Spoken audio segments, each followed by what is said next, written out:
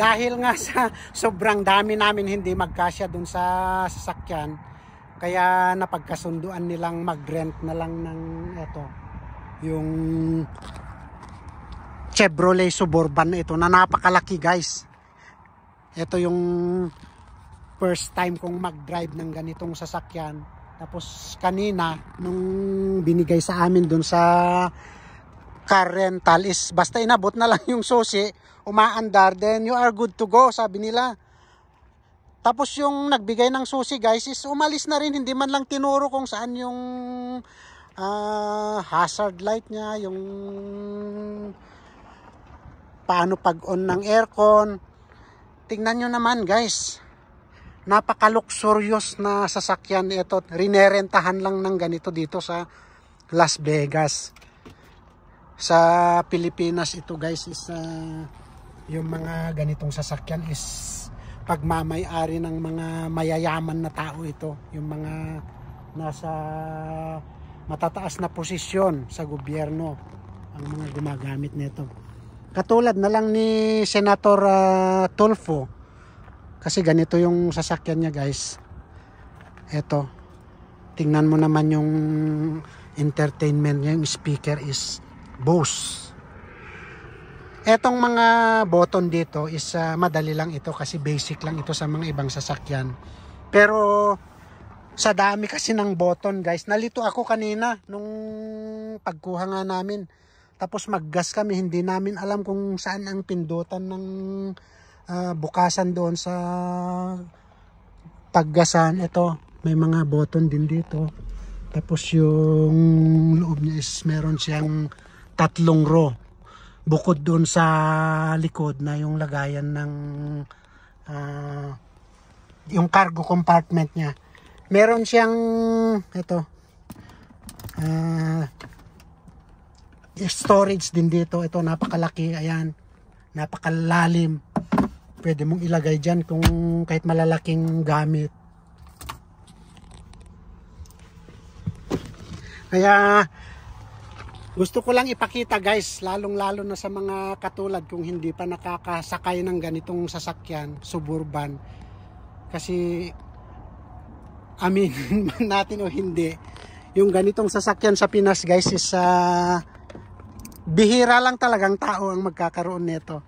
Ito, nilipat din namin yung car seat ni Star kasi siyempre para pag umalis kami is may maupuan siya. Ayan. Itong second row is yung ibang SUV is ganito rin, folded doon sa right side. Tingnan natin dito. Meron siyang ayan, step board. Buksan natin tong likod niya. Ayan. Dito sa likod guys is eto. Pwede pa yatang isang sasakyan dito. Ano? Ayan, ganito lang guys yung likod niya pala. So kung meron kang ilagay na mga cargo dito is pantay lang. Pwede mo rin naman siyang i-fold kung gusto mo ganyan. Ayan. Tapos pag isara mo ito guys is push button lang din ito. Pindutin mo lang ito. Ayan. Then magsara na. Suburban LT pala ito guys. Hindi ko alam kung magkano ito ang presyo. Tapos yung plate number niya is New Jersey. Ito Garden State. Pero nandito sa Las Vegas guys. Pinaparentahan nila dito sa Las Vegas. Ang plate number niya is New Jersey. Tapos dito guys ito. Ayan.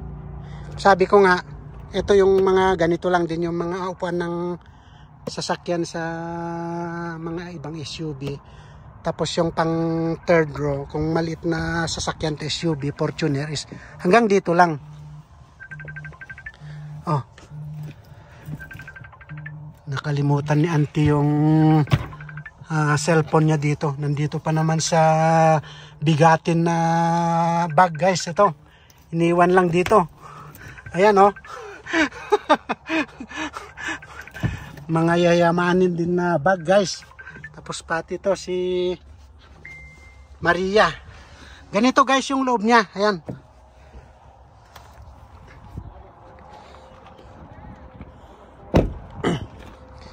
Makita nyo naman guys, yung pagkalaki-laki talagang sasakyan eh.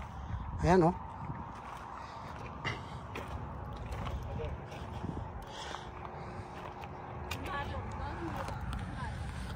Ayun guys. Ito, at least na ipakita ko konti, na i-share ko kung anong loob ng Chevrolet Suburban. Ayan. Pati yung hood niya is talagang makita mong bulky. Mataas guys, napakahaba. Para kang nag-drive na ng kwan nito, truck.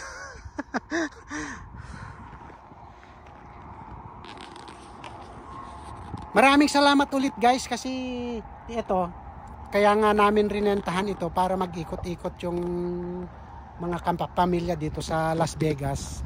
Kaya ito yung 7 Magic Mountain, nandun na yung mga kasama ko, kaya puntahan ko sila doon. Maraming salamat guys, maraming salamat.